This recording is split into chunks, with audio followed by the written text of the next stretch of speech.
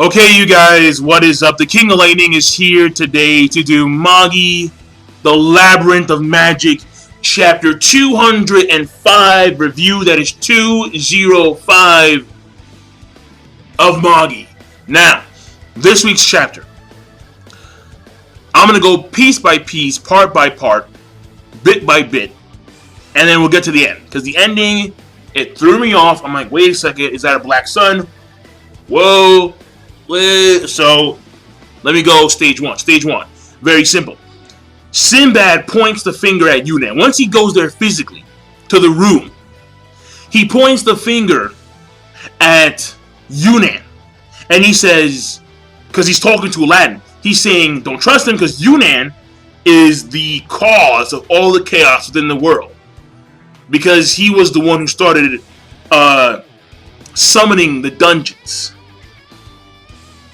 Now that to me I thought was a bit much because Sinbad should know full well that chaos within the war, chaos had already existed prior to the first dungeon summoning. So that to me I found was a little bit, but the thing here is that he's blaming a lot of the chaos, a lot of the current chaos on Yunnan because he is the perpetrator of the dungeons. And this threw the world into chaos. And then Yunnan, he's like, but wait a second, you're being a little bit too mean here. Because I retracted more dungeons than I summoned. And apparently, he was running around retracting dungeons that Judal summoned. Which threw me off, because I'm like, wait a second. Judal had actually summoned dungeons? I thought that it was Yunnan who only did that. Because when you look previous in the story, the way it was hinted, or the way it was told then, was that it was Yunnan. It was him who was going around summoning, creating all these dungeons. And Judal would just grab some people that he chose to conquer them. But instead now, we have Yunnan speaking about Judar, saying that he was also able to summon dungeons. And he chose people specifically to go into those dungeons, and he would help them. So the thing here is that maybe at some point Aladdin may do the same thing at some point in time for someone. I have no idea who or why he would do it, but maybe at some point he may want to summon a dungeon, and so Aladdin can go in. So Alibaba can go in there and conquer and get a new gem. I have no idea, but it's just food for thought. Because so now we know that Judal can also summon dungeons, according to what Yunnan says. And apparently Yunnan has retracted more dungeons. But Sinbad is still blaming him for a lot of the chaos that actually occurred in the world. That's number one. Number two, Yunnan creates a house. And he's able to manipulate the atoms to do so. Now granted, in Magi, it's weird. It's not really atoms. It's more like things holding hands. It's strange. I don't know how to really. Yeah, that's it is. It's literally these little spheres, these little things. They have faces and they hold hands. And these are the equivalent of molecules, atoms within the world of Magi. Very, very strange. Very strange. In fact, they kind of remind me of really, really, really smaller versions of those things that were in the Sacred Palace. But they have faces. I don't know, because we do know that it was, according to legend, it was Solomon who created this world. So, it just threw me off when I saw that. I'm like, what the hell? But apparently Yunnan can manipulate those. So basically he has some level, I guess, of... Basically he can manipulate things on an atomic structure, alright? Which is pretty damn powerful. And he makes his house. He actually makes food too. He makes house, he makes food. And then Aladdin, he's just sitting here eating his bread. He's like, wow, tastes like a cloud. He's like, you taste a cloud, really? Not bad. Not bad, young Skywalker. So that's part two. And it does give us an insight as to how powerful he actually is. And mind you, this is magic on such a grand scale that not even Yamuraiha has actually seen this formula, this quote-unquote formula. So that's actually very fascinating. Now, the next part of the chapter is actually when they're inside the house, and they're talking about. Well, first of all, Yuna actually mentions that he has died like 9 times, and he's been revived 9 times, and every time he goes to the Sacred Palace, he tries to talk to Ugo. He can't, and then he gets restored back to the planet. So the thing here is that he himself doesn't exactly know why Ugo does what he does. But it's probably, he's basing it on the existence of Al-Thamen. And it's probably orders by Lord Suleiman. Lord Suleiman told Ugo to maintain the Sacred Palace so they can keep on restoring Magi into the world that is this world. I don't think it has a name, the world, specifically. But it's the world that Suleiman created. So that's also very fascinating, how he's been restored 9 times, and he hasn't been able to talk to Ugo. Because I think, what was her name?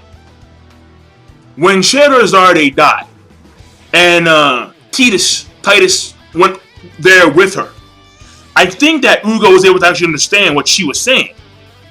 Because he chose him over her. He was going to bring a Magi back into the world, and he chose Titus over Scheherazade. And I think she told him that. So, well, either she told him that or she pointed over to Titus. I forget.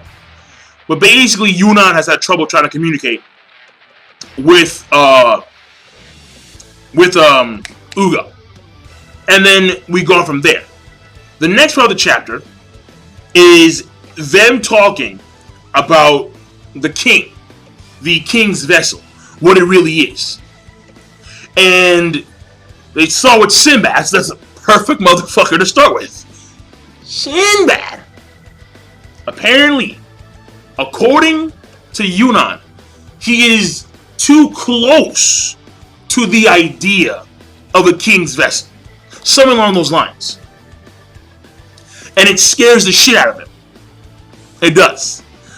And the thing here is that Aladdin, he's also felt off with Sinbad. And we've known this before, because how he said before, how his presence, his essence is too bright. And what we've come to know about Sinbad is that Sinbad also has this darker side to him. After all, remember folklore? And he's able to actually take the Rook. And apparently, according to Isnan, I mean, this was in the anime. And I think it was also the same. Yeah, it was also the same thing in the manga. Just, a little bit. It was different, obviously. But according to what Isnan said, he was like halfway. He's halfway fallen. He's halfway into depravity. Now, if that's the actual case or not, because I've never seen it actually utilize black, dark Rook, except for the time when he was as folklore. But the thing here is that there's something mysterious about Sinbad that we have yet to actually know exactly what it is. But the thing here is that they talk about, or at least Yunnan talks about this war that will actually occur at some point. Because according to the history, the way it's always been with the King Vessel is that in every era, there's always been either 1 or 2 people with King Vessels. 1 or 2. That's it. That's it. And whenever this person recreated the world in their image, they had to kill a lot of people. Now, the problem here is that we don't just have 1 or 2 King Vessels. We have a slew of people with King Vessels. A slew. So the thing here is that this may lead to some global war. Like this, it's not even like it's going to be like every King Vessel user from themselves.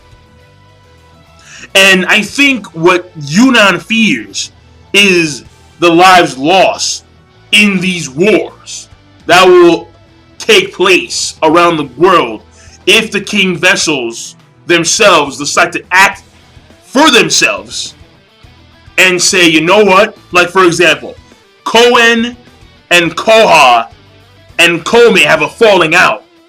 And 3 of them make their own unique armies, because we've seen where there are people who specifically follow Koha who don't really want to follow Cohen that much. They would rather go with Koha than Cohen.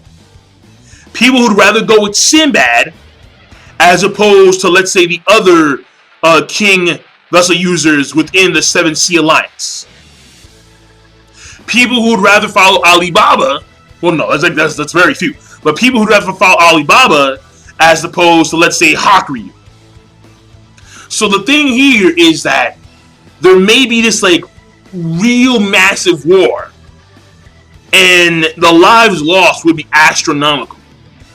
And, of course, in that type of situation, the lives lost and the environment destroyed and calamities and that kind of stuff that would be the end result of these king vessel users fighting would lead to an exorbitant amount of dark rook, which means at that point in time, Black God and then over. Al-Thamen victory, and you're like, fuck. So I think that's what they actually fear. I think that's what Yunnan fears the most. Now, especially now, since the barrier around the planet's gone, or something like that. I mean, it's not going to be reformed until like a few years, but Al-Thamen, they're going to wait. They're going to wait. They're going to be, you know what, we're going to haul ass. Now, the last part is just simply put, Alibaba finally gets to Babad, and we see an image of a dark sun, and Alibaba was looking real pissed. So obviously, I don't think that, no, that's very obvious. It doesn't involve the Black God. That's very, very, very, very, very, very, very obvious. Because if it was, the entire planet would be like that. But the thing here is that why, even, because I know it's imagery, but why is the imagery as such to where there's a black sun specifically over the country of Babad, and the buildings themselves seem to have this looming dark shadow over them, and Alibaba is like the shining light amongst the darkness. What is going on in this country? I don't know, but this may be foreshadowing to something in the future where maybe the origin of the next coming of the Black God could be Babad. Now, again, that's a stretch because we don't know how the series, because we don't know how long the series may be. There's no real given time frame. But the thing here is that I have to keep that in mind now because this imagery, I think, was very, very, very good, and I think it's symbolic of what may occur. Because again, Alibaba, he's always been this shining light amongst the darkness, and in this case, that's exactly what we see. We see Alibaba, even though he's pissed, he has this glowing light aura around him. And his own, and the country itself seems to have this looming darkness over it, including the sun itself. So it's something that I think we should keep in mind for a while. If nothing occurs, then I guess keep it within the recesses of your mind. Keep it back here somewhere. But it is, I think, important to note that this imagery is probably going to be, or not probably, but it may be symbolic of something in the future of the story. So that being said, the chapter, I did like it. I thought it was a good chapter. I thought what they did with the imagery at the end was very nice. We do know that Yunnan had died 9 times, so he's had 9 lifetimes, literally, like a cat, 9 lives. And he still doesn't know the full scope of Ugo. You can't even talk to him every time he dies. Every time he dies, you try to talk to Ugo, and you can't do it. Of course, the whole origin, even though it's been a few centuries, Yunnan even himself doesn't fully understand the king's vessel. And that's something that is going to lead to some kind of cataclysm or some kind of global war in the future. I think that's what he fears. And when it comes to Sinbad, because he's just so damn magnificent, he may just kill slews, I mean just droves, entire countries wiped out by Shindoria, by Sinbad, and the 7 Sea Alliance. So, because he is too perfect, he's too close. So, that may be the end result of all things. But who knows? We'll see where that goes. So I'm done. the chat rating overall, it is good. And of course, Yunnan showing some pretty powerful abilities. Making a house. Just rearranging the atoms and making a house. It's pretty axed. Alright, I'm done. I'll see you guys later. Peace. Have a nice day.